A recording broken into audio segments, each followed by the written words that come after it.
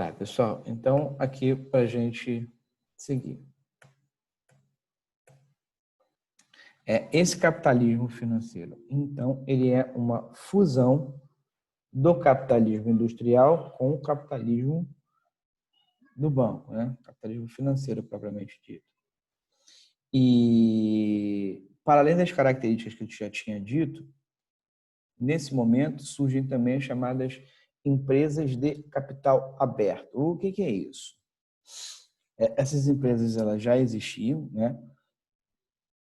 Mas em um grau pequeno.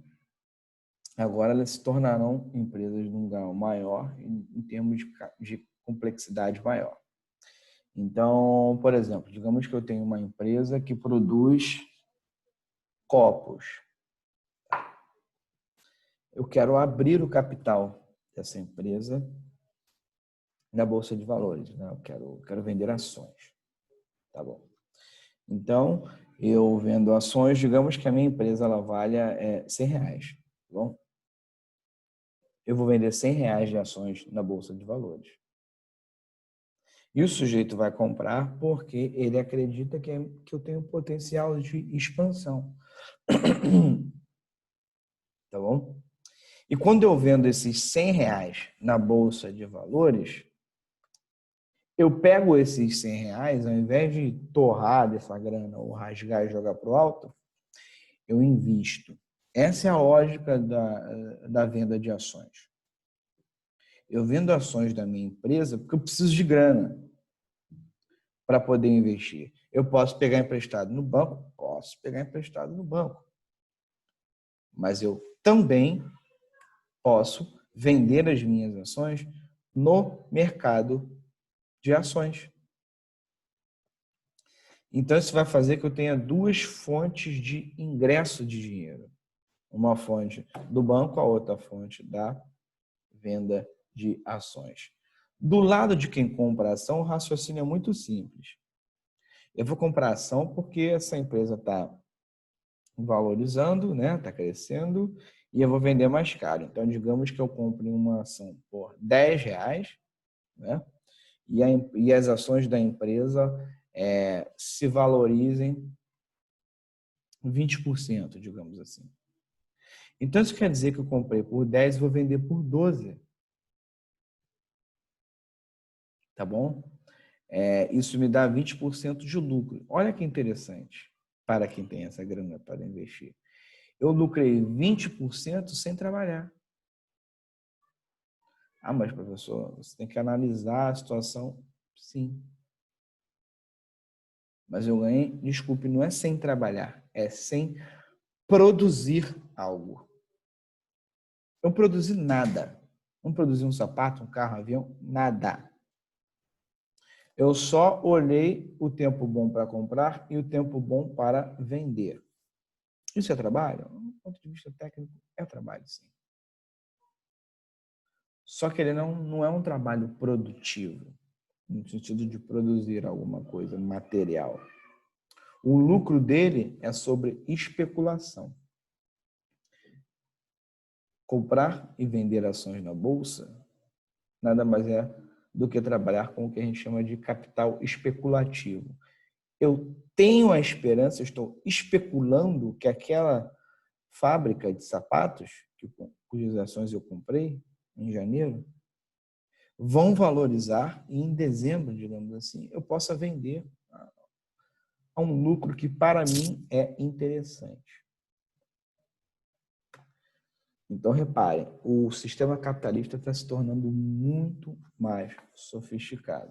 Ora, isso é muito bom para quem é dono de fábrica, isso é muito bom para quem é dono de banco. Esses monopólios, eles simplesmente devoram os mais fracos. As condições de trabalho no século XIX não são boas. Revolução Industrial, vocês já viram isso. Jornadas de trabalho extensas, sem nenhum tipo de garantia legislativa, precariedade do trabalho, né? Porque o trabalhador ele não tem nenhuma lei que o ampare. Então, não é à toa que é também no século XIX que surgem as críticas ao capitalismo. De um lado mais à esquerda do espectro político, a gente tem o anarquismo, a gente tem o socialismo, criticando a exploração do trabalhador. Mais à direita, perdão, nós também temos os liberais radicais, que estão falando, opa, calma aí, esse negócio de monopolização, vocês estão ferindo a livre concorrência, que é o que faz com que o capitalismo se torne mais dinâmico. Então, reparem, tanto a esquerda quanto a direita têm críticas a esse monopólio. Críticas que apontam para os malefícios desse mesmo monopólio. Tá bom? Beleza. A gente vê que essa economia capitalista, ela vai se expandir. Durante o século XX, mais precisamente, a segunda metade do século XX, né? A gente vê a chamada Guerra Fria, aquela disputa entre os Estados Unidos e a União Soviética, e isso faz com que o capitalismo, em termos de avanço, encontre o seu limite. No entanto, quando a União Soviética deixa de existir, ou seja, quando o socialismo na União Soviética atinge o fracasso a ponto de o país desmoronar, a gente vai ver que o capitalismo ele se impõe enquanto única alternativa econômica. E aí, pessoal, ele se impõe como última alternativa econômica. É sempre bom a gente prestar atenção do ponto de vista tecnológico, do ponto de vista sociológico, do ponto de vista econômico. Seguinte, nada garante que o sistema capitalista virá perdurar para sempre, tá bom? Da mesma forma que houveram outros sistemas econômicos, pode ser que o capitalismo mude, a gente desenvolva um outro sistema econômico. Ok.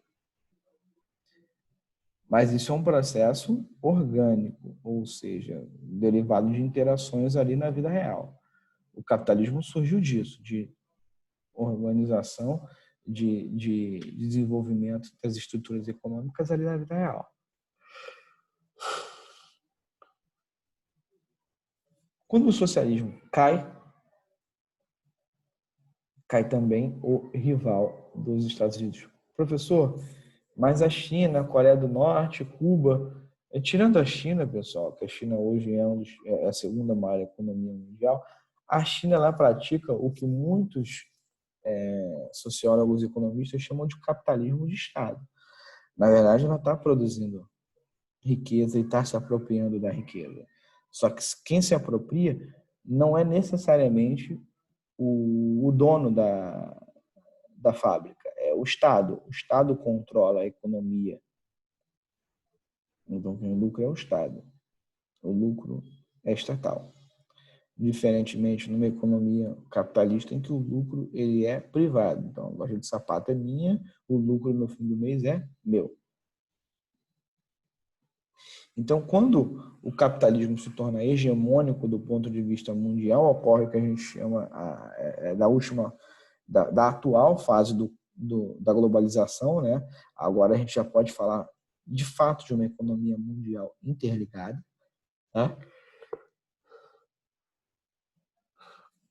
Perdão, do ponto de vista ideológico, né? O Francis Fukuyama, que é um pensador estadunidense, ele vai dizer que chegamos ao fim da história. Que fim da história é essa? Lembra do Marx? Marx vai dizer que no fim da história o comunismo vence. O Fukuyama vai dizer no fim da história o capitalismo vence porque, segundo Fukuyama e os defensores do capitalismo, o capitalismo ele é a melhor forma de organização econômica, social, etc.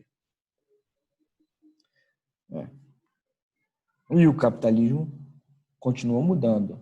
De um lado, a gente vê o acúmulo cada vez maior de capital, por uma parte bem pequena da sociedade, né? Os grandes conglomerados, as grandes empresas multinacionais ou transnacionais, Essa galera é a galera da grana.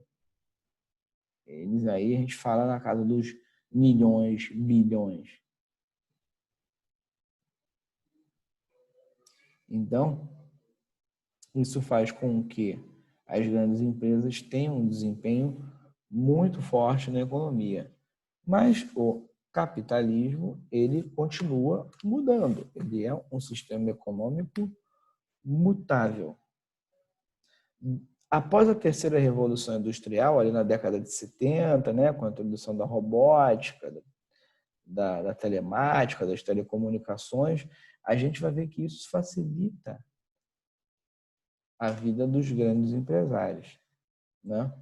E mais uma vez a gente vê uma corrida para quem tem grana comprar, quem não tem grana quebrar, porque não consegue bancar a concorrência.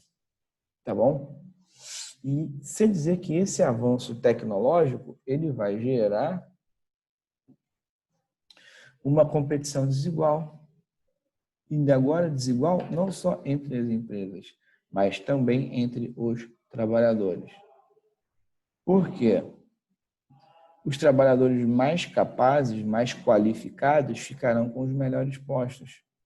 E os trabalhadores menos qualificados com os piores postos.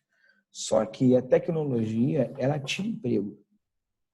Exemplo, caixa do banco. Hoje em dia, uma parte significativa das transações bancárias, você pode fazer por internet ou pelo caixa eletrônico. Eu não preciso mais do caixa humano para me atender. Se eu quero depositar uma grana, eu não preciso ficar na fila do caixa me atender. Eu posso fazer esse depósito no caixa eletrônico. Se eu quero transferir um dinheiro da minha conta para a conta de outra pessoa, eu não preciso nem sair de casa, eu faço isso pela internet. Eu não preciso de um caixa humano para fazer isso. Então, esse avanço tecnológico, principalmente nos últimos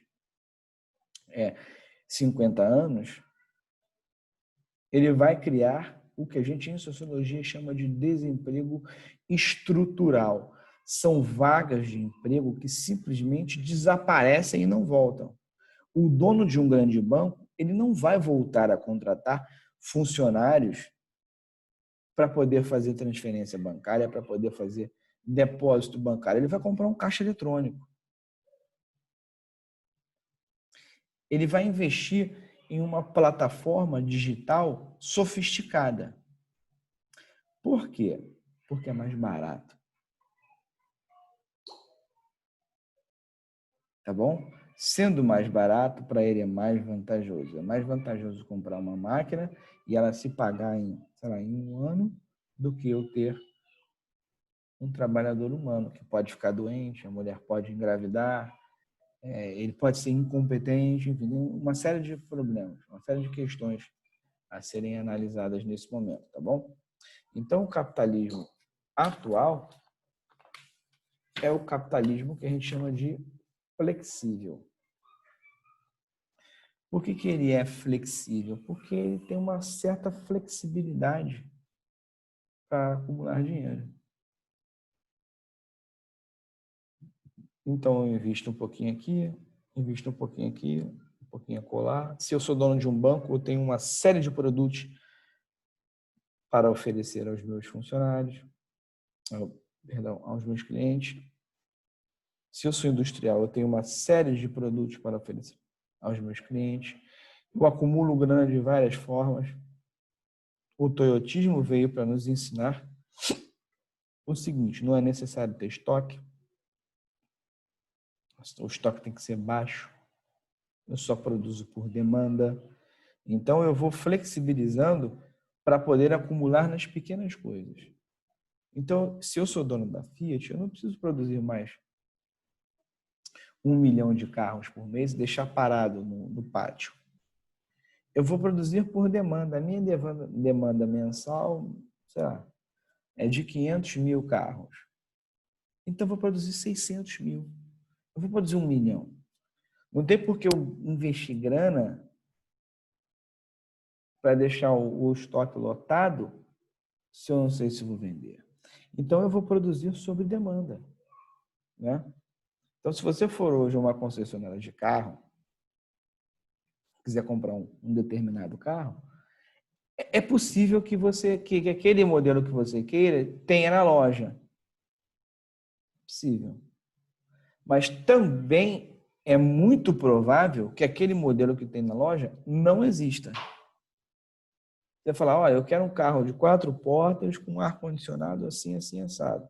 O vendedor pode dizer, olha, eu não tenho ele na casa. Eu vou fazer o pedido, em uma semana ele chega aqui. Em uma semana você volta, o carro está lá. Porque o dono da empresa ele não vai produzir além do necessário. Por que não? Muito simples, eu vou estar gastando dinheiro à toa. Então eu ponho o cliente para esperar um mês, uma semana ou 15 dias para esperar o carro, ao invés de produzir um montão que eu não sei, porque as pessoas são diferentes. Um quer um carro branco, outro tem um carro preto, um quer com ar, outro quer sem ar. Então vou produzir sobre demanda. Eu agora, inclusive, darei melhores condições de trabalho para os meus funcionários. Não é à toa que, principalmente, as principais empresas de tecnologia, elas oferecem um sistema de recompensa diferente. Então, horários mais flexíveis, você pode trabalhar de casa, você tem um estímulo a mais. É capitalismo flexível por quê? Porque, segundo os seus estudiosos e os seus críticos, atrás dessas recompensas, digamos assim, de um ambiente de trabalho mais flexível, de um ambiente de trabalho, abre aspas, com menos horas de trabalho, você mascara a exploração que ainda existe. Então, o cara do Google tem lá, nossa, que legal, o cara do Google fica jogando ping-pong, se ele quiser, às 3 horas da tarde, de 3 às 4. É verdade. Porém, ele tem uma meta para bater. Essa meta para bater, ela é real. Então o cara tem que produzir. Ele pode não produzir agora, pô, agora estou com a cabeça quente, vou jogar ping-pong. Mas amanhã eu vou ter que produzir, ou depois de amanhã, assim por diante. Então reparem que não desaparece a produtividade. Só que esses pequenos benefícios, segundo os críticos do capitalismo, oferecem uma falsa sensação de não exploração. Tá bom? E, por último, existe também o chamado capitalismo informacional, que é da produção tecnológica via internet. Então, existem N negócios que são tipicamente de internet. Venda online, sei lá, exposição de modelos online, tipo Instagram da vida. Então, esse capitalismo informacional, ele convive com o capitalismo flexível. Eles não são excludentes, eles podem se complementar, tá bom? Então, hoje, essa é a situação atual do capitalismo enquanto sistema econômico, tá bom?